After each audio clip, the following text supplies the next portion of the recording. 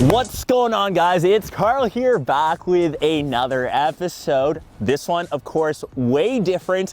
We're checking out a car, which is, of course, tech related. When BMW reached out and said that their brand new 2018 X3 was about living unscripted, I think that pretty much defines my entire life. So one of the main reasons for grabbing an SUV, I kind of just have my own sports car, but to keep all the camera equipment in the back to make things way easier when I say go snowboarding, when I go to IKEA to buy new gear for my desk setups, I need something that's just a bit bigger. The first thing that you'll notice is the gorgeous rims. These things are massive gunmetal with the blue brake calipers. Around the outside, a very aggressive front grille. LED headlights are standard, and we've got pretty aggressive styling around the side air vents as well as the front air vents. And I think that's pretty much it, other than the fact this thing looks so aggressive and one of the best looking SUVs in its class. There's a guy that's in the water right now.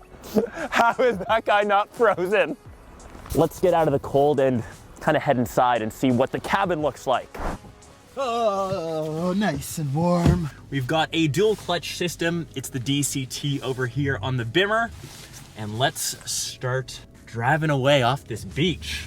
Okay, so inside of the cabin, the first thing you'll notice, or I guess I notice, is how much room we have inside of here. I feel so spacious. We've got a full glass sunroof up top, and this is just the tech dream inside. We've got all sorts of gadgetry.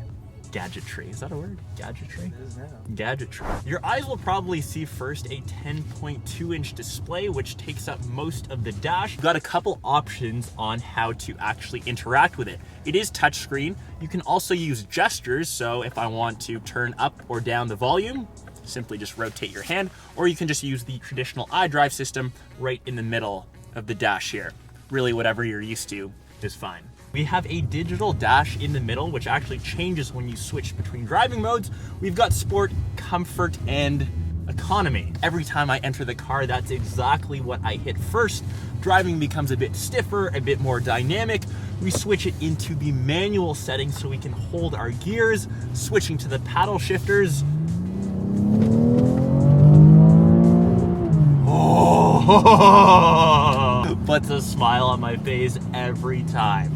I've actually driven the X5M, which was deadly fast as well. This kind of reminds me about that, just on a toned down level. This is the first time the X3 series has got an M treatment and 355 horses.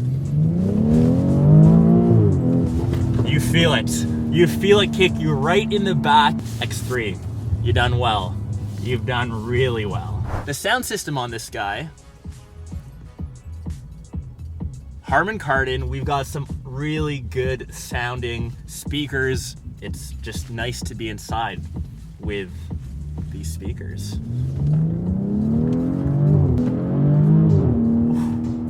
That never gets old. Another little tech tidbit that I noticed, it actually has a wireless charging pad right at the front. So I've thrown my iPhone 10 on there.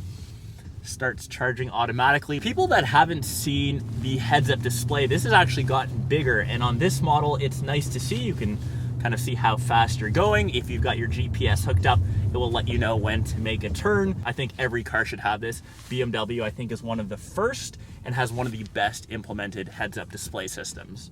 We're getting on to the highway now, which we can hopefully test this guy out a bit. I've got it on manual sport settings. It's nice to actually rip it a bit when you're in the city. Hopefully there's no traffic. I think we're in luck. We'll blip it down here on the corner and we will gun it. Dangerously hit 100 very, very quickly. When you want to switch it back into, say, comfort or economy, when you've got the girlfriend, the kids in the car, maybe you don't want to rev it too loud when you're in a neighborhood like we were doing.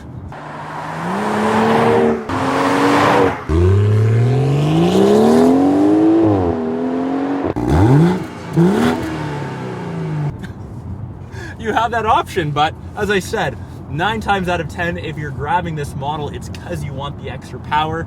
You are in sport and you have a giant grin on your face. Pulling into my area here. And I actually promised that I would do a brief little Q&A, so let's answer some questions quickly while we're in the car.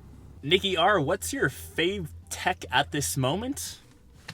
I think that's pretty self-explanatory, probably this new car. Asan, drive it in sports mode. Honestly, that's all I've been doing. I think 95% of the time we're in sport mode in this thing.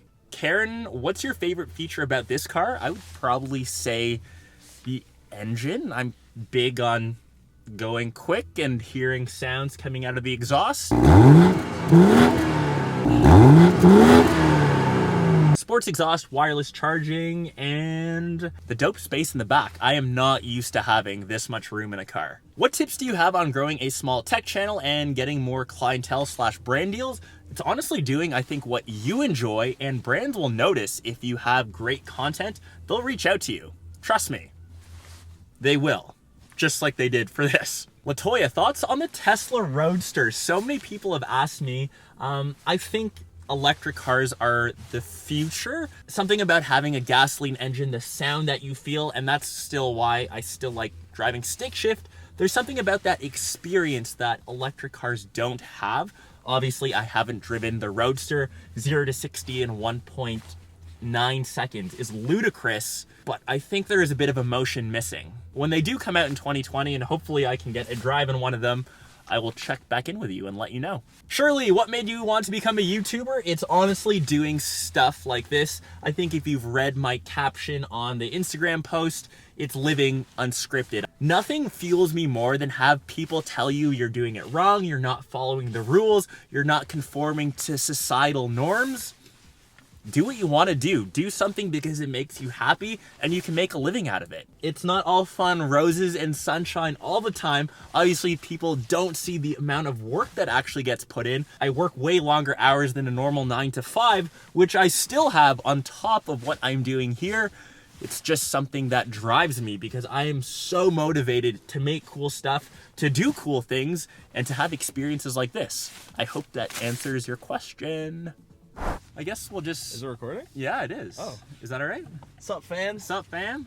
We got it. All right. Thank you, sir, for the good footage. Boom. Oh, yeah. Go. Oh, yeah. BMW.